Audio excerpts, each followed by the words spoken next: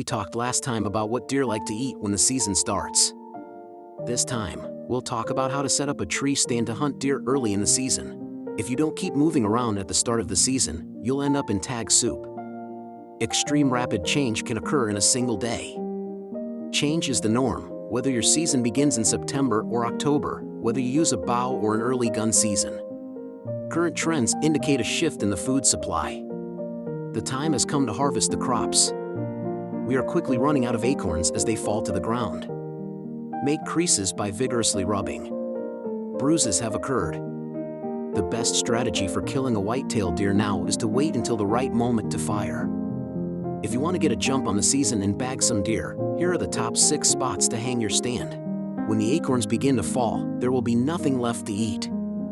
You want to go deer hunting in an area with plenty of oak trees so you can hide easily if you need to leave your stand. You should move to a new oak flat that is still producing when the one you're currently hunting in stops doing so. During the early part of the year, bucks frequently visit trees bearing wild fruits like apples, pears, and persimmons.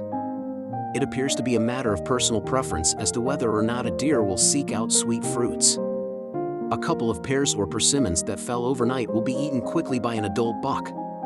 The fruit not only has a pleasant flavor, but it is also an excellent source of phosphorus and vitamins. Place your camp near a fruit tree in an area where you have seen or photographed deer. Keep in mind that deer may not frequent these particular trees on a daily basis.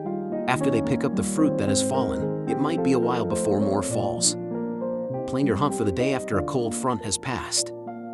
The deer will be more active as a result of the temperature drop and the accompanying wind, resulting in more fruit being knocked off the tree. Bucks know this, so the day after a strong wind, they'll head for these spots. With so much potential payoff, bedding area is a high-stakes gamble. Success is high if you sneak into a stomper buck's bedtime haunt before sunrise, armed with trail camera photos or sightings of the buck. This tactic should only be used after you have successfully hunted the food source you anticipate the buck to use at night. Photos taken with a trail camera can be very useful in this situation. Every day, deer need to drink several quarts of water. If it's extremely hot and dry, they might pick some up on the way to dinner, or they might make a special trip during the middle of the day just for that purpose. Spring seeps, small ponds, and ditches that collect water can all be great places to set up a stand early in the season if trail cameras or signs show that they are being used. But keep in mind that for an older buck to go to a water source when it's time to shoot, there needs to be cover along the path he takes to get there and near the water itself. There's a lot of evidence to suggest that, in the early part of the season, deer tend to visit scrapes at night.